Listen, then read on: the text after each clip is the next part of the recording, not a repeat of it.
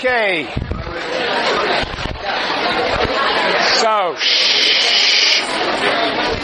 So this is the last class on Michel Foucault. Oh, but he will be with you for the rest of your life. His theory will haunt your nightmares and your dreams. Yes. Okay, so next time we'll start Max Weber. Read The Approximated Spirit of Capitalism. I suppose many of you have already read it. Yes, how many here? Yes, well, you should read it again like everything else. Read. So the first pages 13 to 31 are all about rationalization. And he also goes into the modern Western bourgeois rational capitalism. See what that is. Think about Marx. When you think about rationalization, think about Foucault. There's going to be a close link between Weber and Foucault, even in the Protestant Ethic and the Spirit of Capitalism. And then when you've read that, because you've already read it twice, we will, then should go on to figure out this in a more descriptive chapter, pages 47 to 78. What is indeed the spirit of capitalism that lies behind modern Western bourgeois rational capitalism? Good. Okay.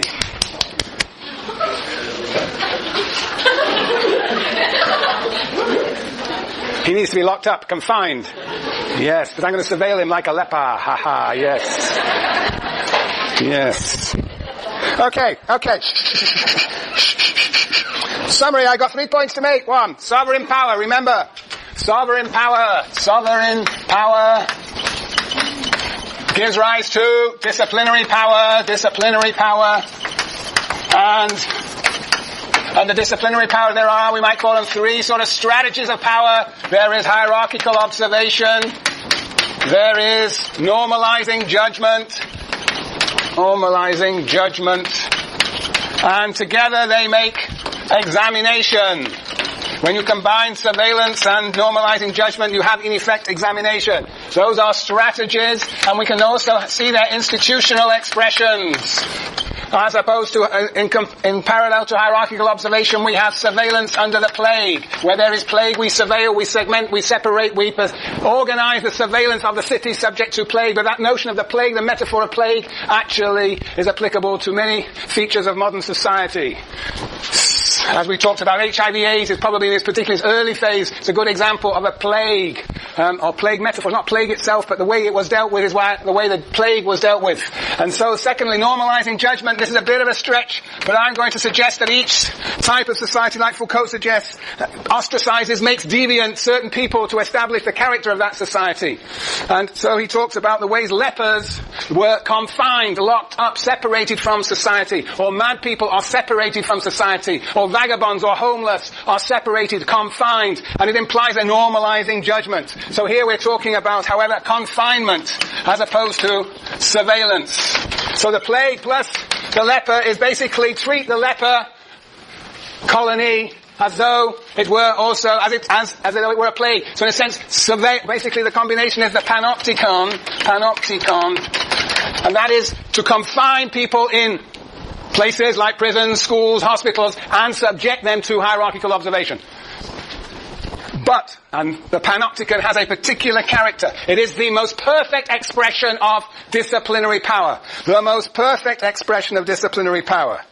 I will suggest 4 things, all related, all meaning much the same. It is the exercise of power that is invisible. The exercise of power is invisible. In the panopticon, as you recall, there is the tower in the panopticon, surveilling all the prison cells, separated, with individuals in them, separated from one another, not knowing, in fact, not able to see the person who is exercising power, who is observing them in the tower. In fact, there need not be anybody in the tower. So the exercise of power is invisible to those upon whom it is exercised.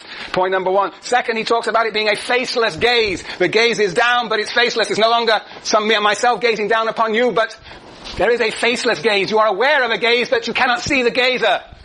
The geezer, as they say in England, yes. Okay, and also along with this power, this invisible exercise of power, is the idea that there is no need to apply force. It's like a machine works of itself. There is no need to apply force to the prisoners in the prison subject to the faceless gaze. And the fourth point, precisely the same point again, it renders the exercise, this most extreme form, it in a sense renders the exercise of power unnecessary. It is so perfect a form of power that its exercise becomes unnecessary. That we begin to internalize surveillance in ourselves. We act as though we are being surveilled. We have an internal surveiller inside us. Yes. That is the idea of the panopticon. That is the idea of the panopticon, the most perfect form of disciplinary power. That is my second point. First was over there, second is here, the third is the microphysics of power. In a sense, Foucault's microphysics of power. Foucault's theory of power has four elements, like the four premises of all history in the German ideology. Here we have, in a sense, the four premises of Foucault's theory of power. Point number one. Well, I don't have to write it up. Power is both positive and negative. That is to say, power is not just a matter of restricting what people can do. It's not just an application of coercion, of negative sanctions, but power is also the capacity to elicit people's participation. Power has a positive as well as a negative element. Very different to the notion of power in Lenin, for example, who sees power as repression and only repression, but has therefore parallels with Gramsci's idea of hegemony and the organization of consent. So, point number one, power is both positive and negative. Second, power is not confined to the legal sphere or the state. Again, contra against the ideas of Lenin. It is not that power is congealed and crystallized just in the state, smash the state and you can then transform society. No, power exists in the state, but most important for Foucault is it exists in all the micro-institutions of society. So destroying the state does not guarantee in any way the transformation of society. Yes, so that again, you might say, has parallels with Gramsci, which we'll come to in a few minutes. Because Gramsci too talks about the importance of civil society and how civil society has got to be conquered through this war of position if there is to be the transformation of society. Yes, very good. So that's point number two. Power is not confined to the legal sphere or to the state. Point number three. Power is closely associated, linked to, tied to the development of the human sciences. For the human sciences developed in places like the school, the factory, the prison, the military camp. It's in those places, in the asylum, it's in those places where individuals were subject to disciplinary power, but they were observed, studied, and social science knowledge, human science knowledge was produced. Pedagogy, psychiatry, industrial sociology, and so forth. They are produced in these laboratories of disciplinary power, and their knowledge, that social science, is then deployed to perfect the disciplinary power in those institutions. There is incredibly close connection, therefore, between power and knowledge, between disciplinary power and social science. This is very much in opposition to the ideas of Durkheim, who sees the sociologist as producing knowledge that will free individuals, will emancipate individuals. Foucault says no. The knowledge of sociology is more likely to subjugate individuals, to limit their capacity to realize their potential, to be used as techniques of discipline. Right. So that was my third point. Power and knowledge closely connected. And final point is, point number 4. Power is seen in terms of the regulation of the body. It may well be that the ultimate object is the soul. The subject to constitute the soul and then subject the soul to disciplinary power. But it is through the regulation of the body that disciplinary power works. So when he says the soul is the prison of the body, he still means that it is the body that is being subject to regulation that may shape the soul in turn may shape the way the body acts. But it is the focus on the body and the control of the movement of the body that is at the heart of these disciplinary powers. Yeah. That's it. 4 points. Questions? Going. Go. Oh. Josephine. Talk about religious institutions. Religious institutions. I'm wondering, how do you see, in terms of the people say, do you see that as a way of maybe trying to domination and society, disciplinary power, or would you see it just as another form of domination? Well, what would you think? How would you see the religious institutions? The monastery, the Roman Catholic Church, the church itself. Well, what do you think? The church service. Is that an exercise? Everything is either disciplinary power or sovereign power. There's no realm of freedom, no realm of emancipation. That is an illusion, a dangerous illusion, Foucault would say. So the question always is, how do we see this disciplinary or sovereign power? If you take something like Islam, for example, not just theological, but it also has laws, political laws, civil laws. So would you maybe not see that that's a way of countering? Well, no, I think it would be, he would emphasize, the way that Islam is organized on the micro level, in the madrasa, for example, that's where, teaching of Islam is taking place, and that's where the disciplinary techniques have been developed. The rest is superstructure. He's not going to, this is the fundamental point with Foucault, he's never going to tell you that this is an emancipatory project. Because that then becomes turned into a new form of power. Every power is ubiquitous. That does not mean that one should not be incited to resist, to imagine perhaps to engage in resistance activities to pursue freedom, but one should not put it in discourse. And religion is very good at putting things in discourse.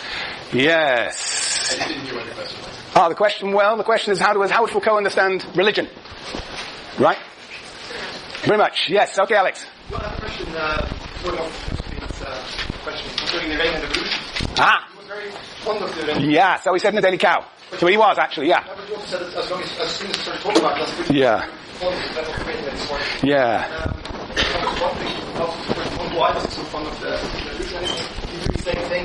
But he went to Iran, he had interviews with Volker. So he himself is great in this story. Right. No, absolutely. But like all these theorists, Foucault is full of paradoxes. And indeed, he says he endorses two revolutions, quote, one Iranian revolution and the Solidarity Revolution in Poland. Revolution, right, Solidarity movement. And yes, so in a sense, he's caught off his guard, he's talking to undergraduates, and he gets infatuated with the interview and starts developing a whole new discourse, right. But obviously, yes, his interviews are actually, if you want to understand, there's two discourses in Foucault, his interviews and his books.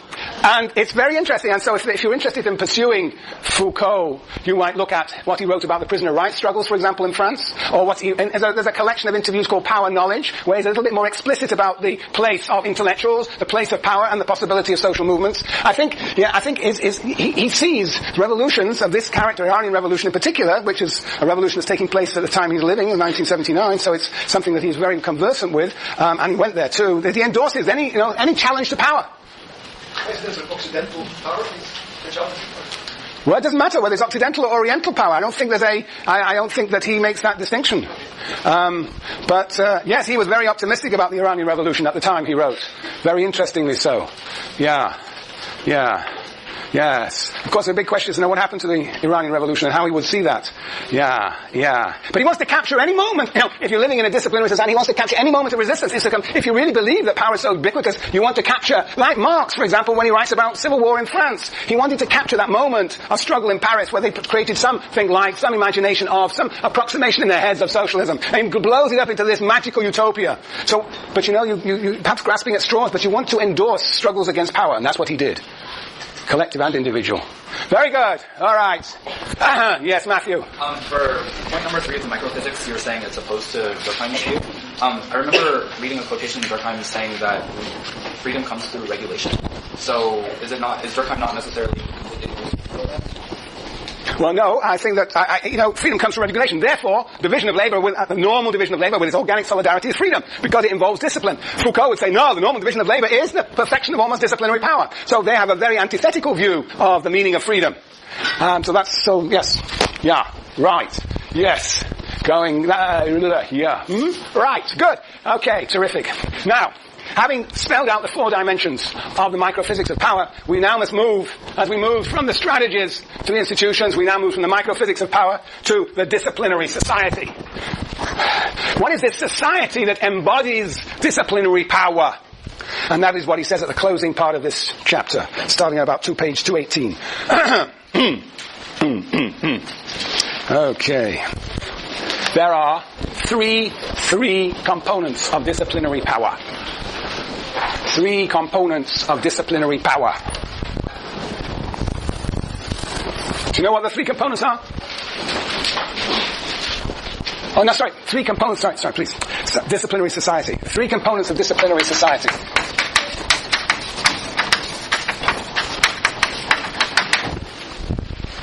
Lars, what are they?